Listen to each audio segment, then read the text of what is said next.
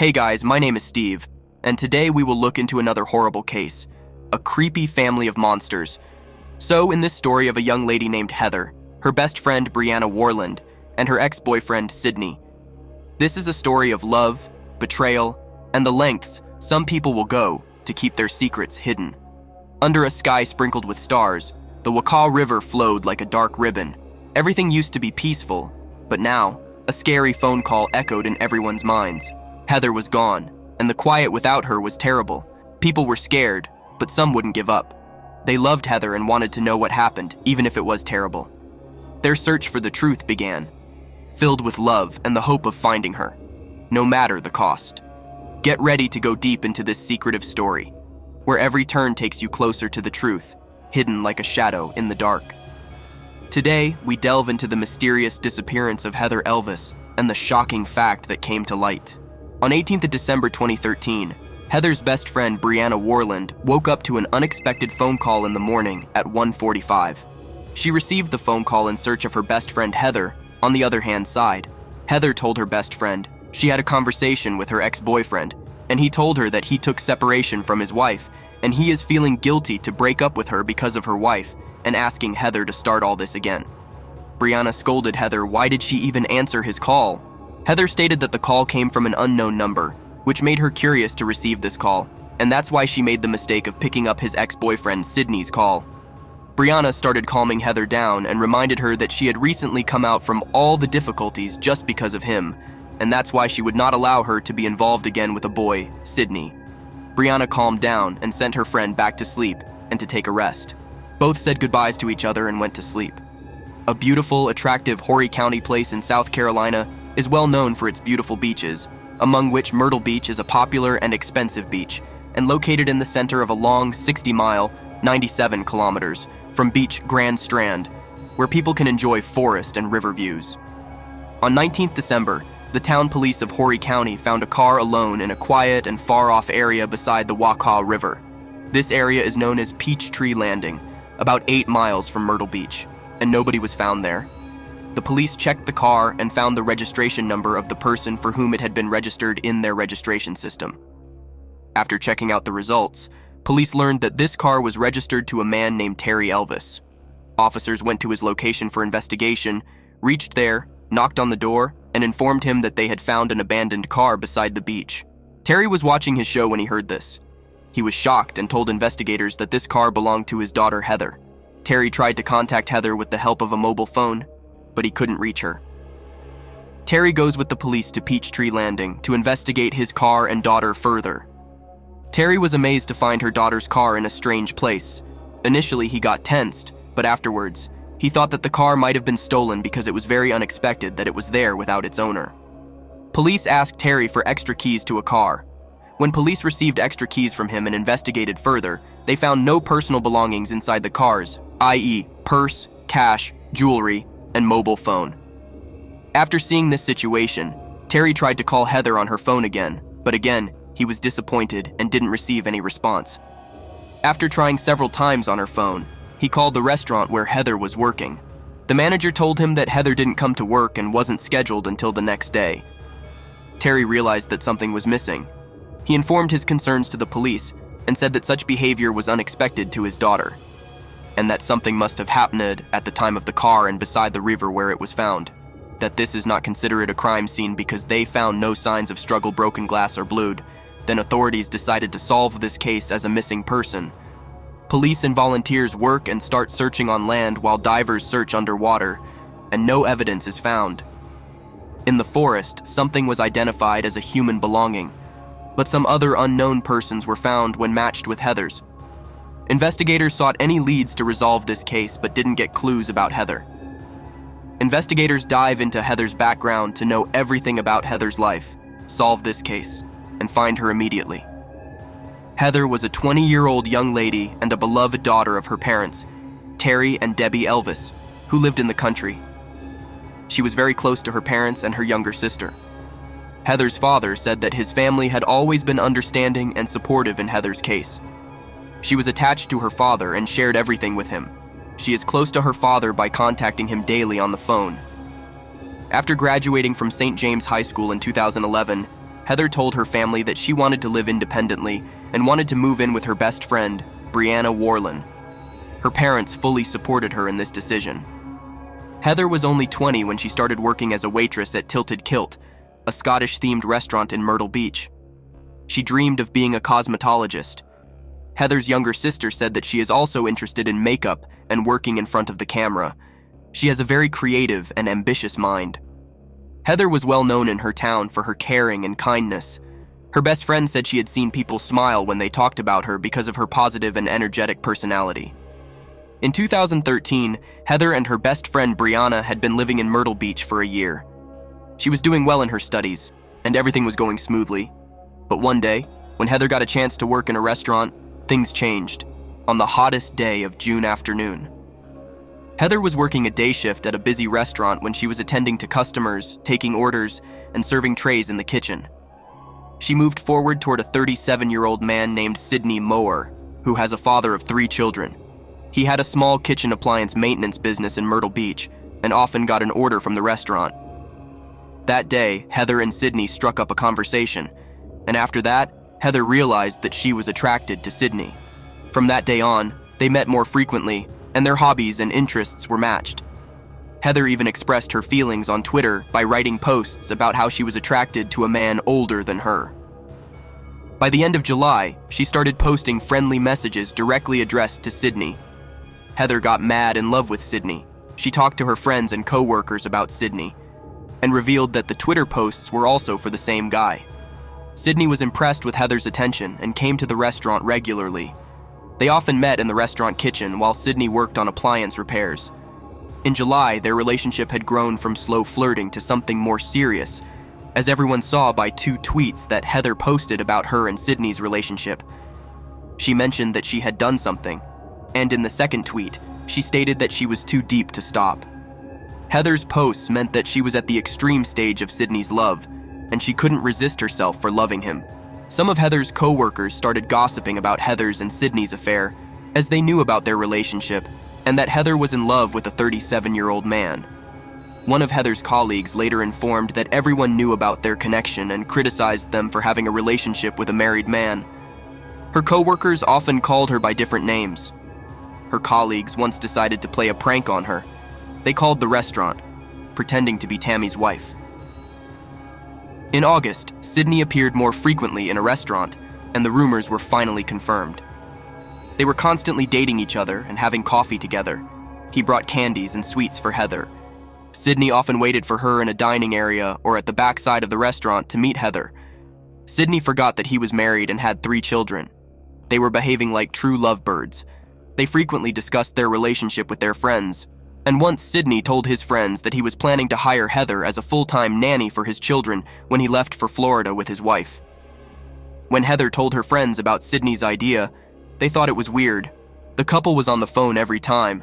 It seemed like a toxic relationship from Cydney's side. They went to isolated or quiet places to talk to each other. Cydney was constantly gaining Heather's confidence and assuring her that he was tired and unhappy with her wife and wanted to separate from her. But all these promises were fake. When Heather is made in love with Cydney, her friends warn her that Cydney is only using her and just passing his time. He seemed like a playboy. With time, Heather realized all about this situation by mid-September.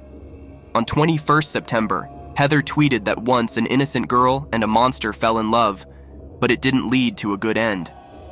That day, Heather tried to break up with that selfish man. Heather came to this decision because one day, Cydney's wife called her over the phone and started humiliating her, as his wife found out about his husband's secret affair. Brianna was over there in a room with Heather and witnessed the conversation that she had had with his wife. Heather's father, Terry, added that Cydney was only using her daughter for fantasies and to spend time. Brianna said that Cydney's wife, Tammy, insulted Heather, and that's why Heather got into a deep depression. Cydney and his wife said over the phone to Heather that she meant nothing to him and was a very easy target for them. This makes Heather shocked and emotionally destroyed. They both make Heather feel guilty and destroy her identity. Prosecutor Chris Helm determined later that a 34-year-old lady, Tammy, had been in a leading position in Cydney's family. She was controlling all his do's and don'ts and telling him when and where he can work, what work should he do, etc. When she heard about Heather and Cydney's secret affair, she decided to take revenge on them, and she couldn't forgive them. Helms also stated that Tammy had prepared to take an act of revenge on Heather and decided to ruin her life. When Tammy was familiar with everything about her husband's affair, she started handcuffing her husband and tying him to the bed so he couldn't escape at night while she slept. She also gave him a tattoo of her name on his stomach and changed his phone's password. Cydney agreed to everything to save his marriage. As per Brianna, Cydney's wife Tammy's attacks did not stop at phone calls then. She reached the level of hate and started harassing her practically. Tammy began calling Heather's restaurant where she was working and demanded they fire her. She also circulated their closed photographs and videos from Cydney's phone. After so much trauma, Heather wrote a letter to Cydney to ask her wife to stop all the harassment because it would lead to losing her job. She was disappointed and saddened to write that all these things happened to a man she loved the most. He either wanted to get back into her normal life, so she started going to a church. At the start of November, Tammy again sent a threatening message to Heather. She said she gave her an address and warned her that if she disagreed, Heather would create problems for herself.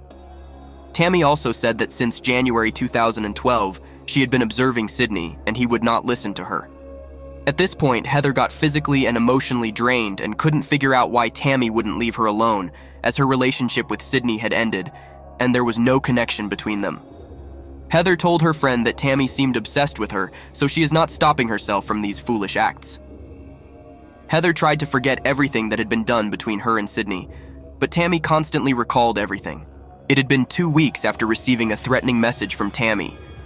In November, Heather started healing herself from the trauma that Tammy had given. Things are getting settled down. Cydney and his family left for a 3-day trip to California. Heather finally got some relaxation and leisure time as Tammy's threats were stopped, maybe for some time. Heather was starting to settle down in her life and got a dream job as a makeup artist at a salon. She was so happy about her achievement. She wanted to start work before Christmas. Heather was so excited to get back to work. She happily announces this news with her friends and family, but deep inside, she's scared of Tammy's harassment. At the start of November, Heather and her co-workers at Tilted Kilt observed that she suddenly started gaining weight in a very short period of time. She was concerned, anxious, and worried that she might be pregnant with Cydney's baby. She scarcely decided to take a pregnancy test.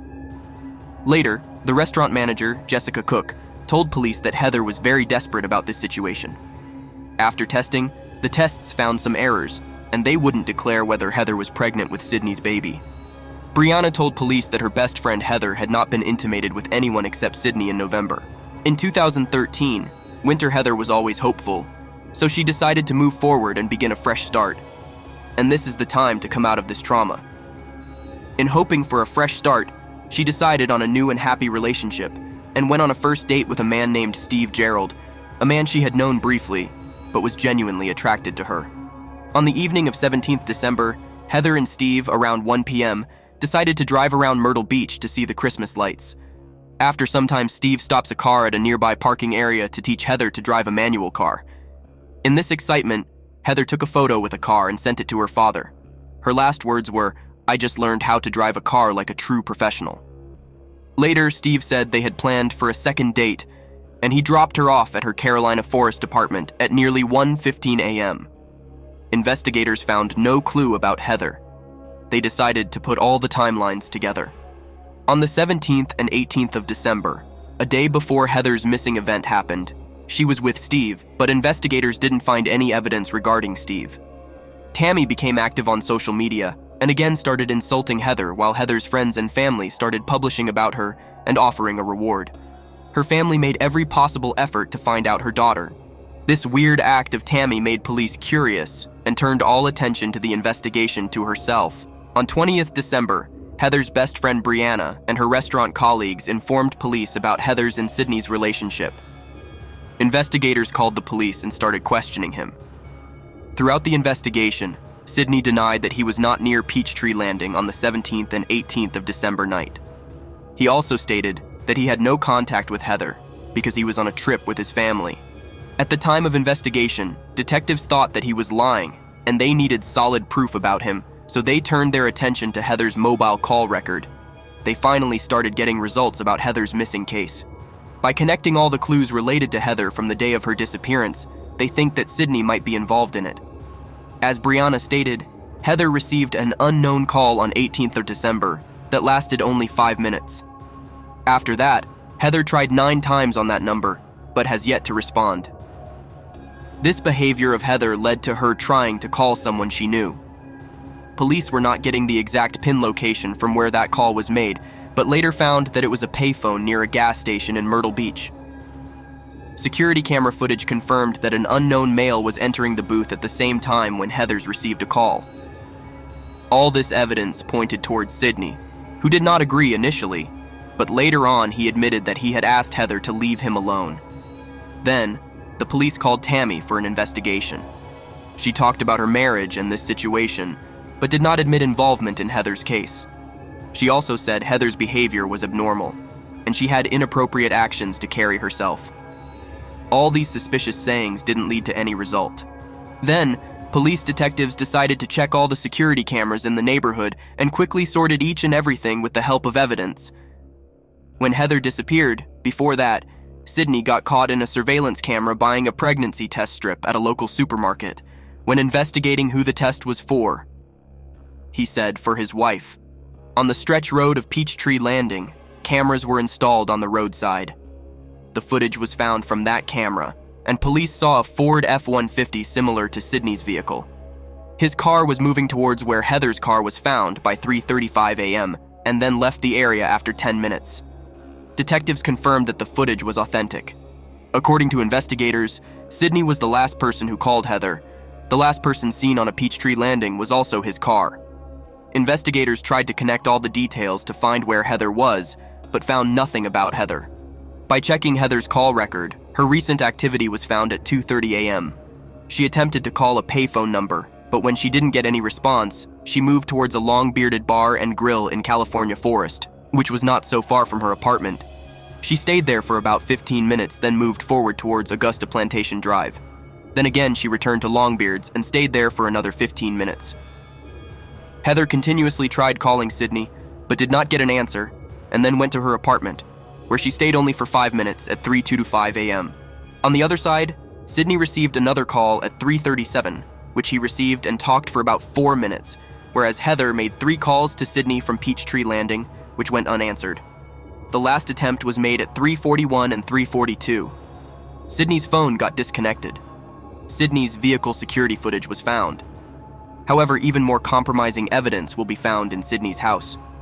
Investigators passed the warrant for Moore's house search.